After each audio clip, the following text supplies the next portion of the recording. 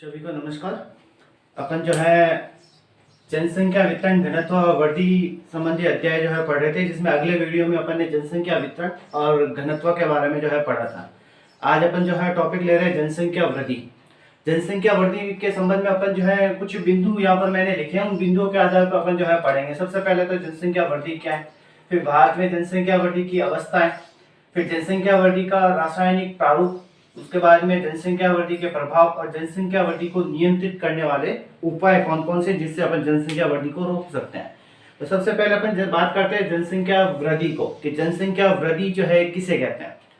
तो अपन जो है बात करें जनसंख्या वृद्धि को, तो निश्चित समय में निश्चित क्षेत्र में जनसंख्या में होने वाला परिवर्तन जनसंख्या वृद्धि कहलाती है।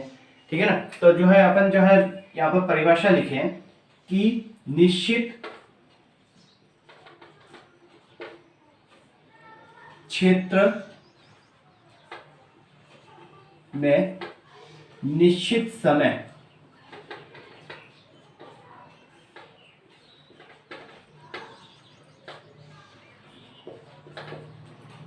जनसंख्या में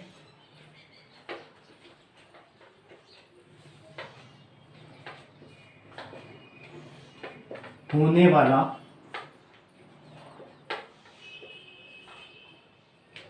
परिवर्तन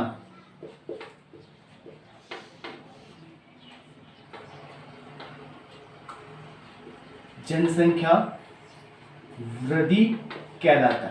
ठीक है, इस शब्द को आपको ध्यान में रखना है। जनसंख्या वृद्धि का मतलब जो है यही नहीं कि जो है जनसंख्या में केवल जो है जनसंख्या बढ़ती रहे, उसे ही अपन वृद्धि कहें। ठीक है ना। स्पष्ट परिभाषा आपको ध्यान में रखनी है कि निश्चित क्षेत्र में निश्चित समय में, यानी निश्चित जो है क्षेत्र, कोई एक निश्चित क्षेत्र है जहाँ की अपन जनसंख्या वृद्धि जो है देख रहे हैं, तो उस निश्चित क्षेत्र में निश्चित समय में, जैसा अपन ने कहा कि 2010 से 2011 के बीच में एक निश्चित समय हो गया, तो निश्चित क्षेत्र में निश्चित जो है समय में जनसंख्या में होने वाला परिवर्तन, ठीक है ना, ये परिवर्तन ही जनसंख्या वृद्धि कहलाती है। अब ये परिवर्तन दो प्रकार से हो सकता है, धनात्मक भी हो सकता है और ऋणात्मक भी हो सकता है। ठीक है। जनसंख्या वृद्धि का मतलब ये नहीं कि पहले 100 थी, उसके बाद में 110 हो गई, या उसके बाद में 120 हो गई, यही वृद्धि नहीं है। मान लीजिए जो है 1900 जो है एक में जनसंख्या जो है वो 100 थी, फिर अपन जो बात करें कि 1902 में जो है जनसंख्या हो गई 90, फिर 1900 जो है 3 के अंदर जनसंख्या हो गई वापस 110। तो अपन ने कहा कि जो है जनसंख्या वृद्धि किस में, दोनों ही सत्र में जो है जनसंख्या वृद्धि है, क्योंकि 100 से जो है कितनी हुई 90। 90 का मतलब क्या हुआ, जनसंख्या में परिवर्तन हुआ। अब वो धनात्मक है या ऋणात्मक वो अलग बात है, लेकिन जनसंख्या में 100 से 90 होते ही जो है जनसंख्या में क्या हो गया, परिवर्तन हो गया, और यही जनसंख्या में होने वाला परिवर्तन जनसंख्या वृद्धि कहलाती है। तो आपको ये ध्यान में रखना है कि निश्चित क्षेत्र में निश्चित समय में जनसंख्या में होने वाला परिवर्तन जो है वह जनसंख्या वृद्धि कहलाती है। अब आगे जो है अपन बात करें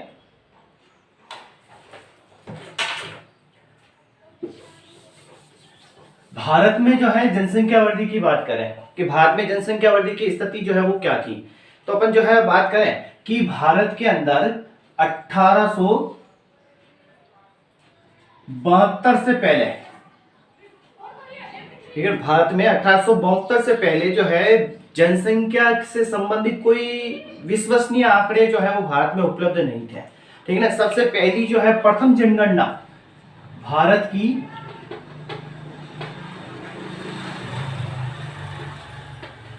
प्रथम जनगणना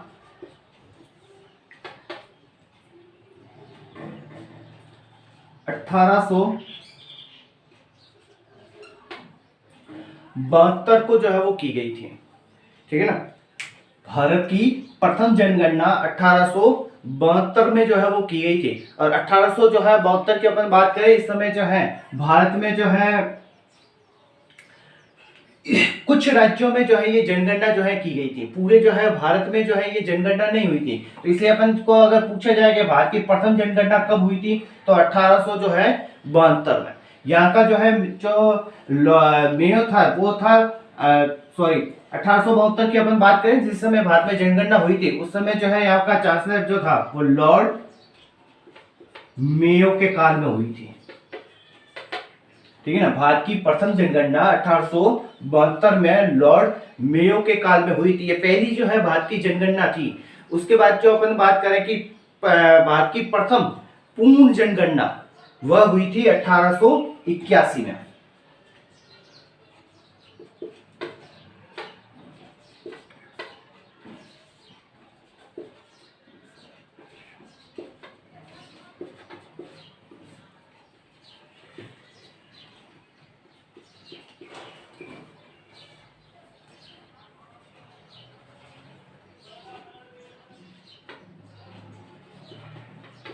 लॉर्ड रिपन के काल में।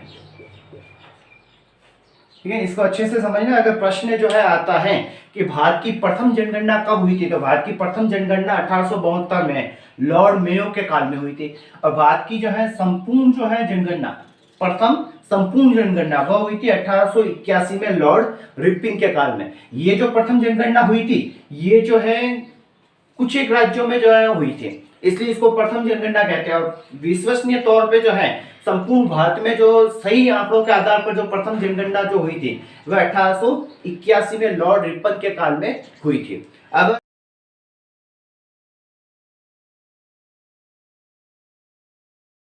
अगर आगे जो है अपन देखते हैं कि जो है भारत में जो है 1901 से लेके 2011 तक का जो समय है, 1901 से लेके 2011 तक का जो है समय जो है, इस समय में जो है अपन ने जो है जनसंख्या वृद्धि की अवस्थाएं जो अपन कह रहे हैं, तो इस समय में जो है जनसंख्या वृद्धि की अवस्थाओं को 4 भागों में जो अपन ने बांट रखा है।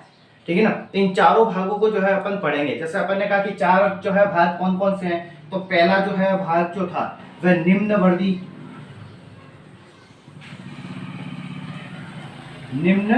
वृद्धि का काल। ठीक है ना, दूसरा जो है स्थिर वृद्धि का काल। तीसरा जो है तीव्र वृद्धि का काल। और चौथा जो है वह है घटती वृद्धि का काल। ठीक है ना, ये 4 जो है अवस्थाओं में जो अपन ने कहा कि जो है भारत की जनसंख्या वृद्धि को 4 अवस्थाओं में बांटा। समय था 1901 से लेके 2011 के बीच का समय। तो इन चारों अवस्थाओं को अपन जो है विस्तृत रूप में जो है वो पढ़ेंगे। आगे जो है भारत में जनसंख्या वृद्धि की जो है अवस्था है, इनको जो है 4 भागों में, अभी भी मैंने बताया कि 4 भागों में इसको विभाजित किया 1901 से लेके 2011 तक के जो है समय को। तो सबसे पहला जो समय था वह है मंद वृद्धि का जो है काल। इसको 1901 से लेके 1921 के मध्य जो है वो विभाजित किया गया है। ये जो समय है वो मंद वृद्धि का काल जो है कहलाता है। मंद वृद्धि का काल क्यों कहलाता है, क्योंकि इस समय जो वृद्धि हुई, जनसंख्या वृद्धि, वो बहुत ही जो है कम जो है जनसंख्या में वृद्धि हुई है। देखिए जैसा कि इधर दे रखा है कि 0.27% प्रतिवर्ष की दर से जो है जनसंख्या में बढ़ोतरी हुई, जिसके कारण जो है इस लंबे समय में जो है जनसंख्या 23.84 करोड़ से बढ़कर केवल कितनी हुई, 25.13 करोड़। तो बहुत ही कम मात्रा में जनसंख्या जो है वो बढ़ी। उसका जो है कारण क्या, तो अपन ने कहा कि 1911 से 21 के मध्य का जो 10 वर्ष की जो है समय जो था, इस समय जो है भारत में महामारी और अकाल जो है वो पड़ा था, जिसके कारण जो है भारत में खाद्यान्न जो है उसकी कमी आ गई और धीरे धीरे जो है जनसंख्या जो है वह जो है मृत्यु दर जो है वो बढ़ गई, जिसके कारण जो मैंने कहा कि जो है मंद वृद्धि का जो है वो काल, जनसंख्या बहुत ही कम जो है वो बढ़ी।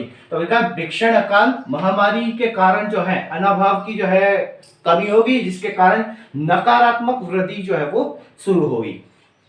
दूसरा जो था स्थिर वृद्धि का काल, ये जो समय है 1921 से जो है 51 के मध्य, यानी कि 1921 से 51 के जो है मध्य का समय जो है वह स्थिर वृद्धि का काल। न तो जनसंख्या में जो है कमी हुई, न जनसंख्या में तीव्र गति से जो है वो वृद्धि हुई। ये स्थिर जो है जनसंख्या जो है वो कहलाई। 1921 की जब अपन बात करें तो 1921 को भारत में एक महान जनांकी विभाजक कहा जाता है। इंपॉर्टेंट है, आपको ध्यान में रखना है कि जो है प्रश्न आ सकता है कि भारत की जनसंख्या में महान जो है जनांकीय विभाजक जो है किसे कहते हैं, तो 1921 के समय को जो है महान जनांकीय विभाजक जो है कहा जाता है। क्यों कहा जाता है, क्योंकि इसके बाद से जो है भारत की जो है जनसंख्या में जो है वृद्धि शुरू हो गई, यानी कि निरंतर जो है वृद्धि जो होना शुरू हो गई थी, इसलिए इसको जो है महान जनांकीय विभाजक जो है कहा जाता है। इस समय जो है भारत के अंदर जो है अपन कहें कि जो है वृद्धि दर जो है वो कितनी थी, जैसे कि ऊपर अपन ने देखा मध्यवर्ती के काल में 0.27%, जबकि यहाँ पर जो है बढ़कर कितनी होगी 1.45% की दर से जो है जनसंख्या जो है 25.13 करोड़ से बढ़कर जो है 36.11 करोड़ जो है वो हो गई थी। जनसंख्या वृद्धि जो है बढ़ने का कारण क्या, जो अपन ने कहा कि 1911 में जो है महामारी और अकाल जो पड़ा था उसको जो है प्रभाव को जो है कम कर लिया गया, उस महामारी पर जो है वो नियंत्रण जो है वो कर लिया गया, जिसके कारण जनसंख्या जो है वो क्या हुई, बढ़ना शुरू हुई। तीसरा जो काल है तीव्र वृद्धि का काल 1951 से लेके 81 तक, यानी ये वह समय था जिस समय भारत में जो है जनसंख्या अचानक से तीव्र गति से जो है बढ़ना शुरू हो गई, जिसे अपन एक शब्द में कहते हुए जनसंख्या विस्फोट की स्थिति। जनसंख्या विस्फोट की स्थिति जो है वो कब आती है, अपन ने कहा जब जन्म दर जो है वह उच्च होती है और मृत्यु दर जो है वो कम हो जाती है।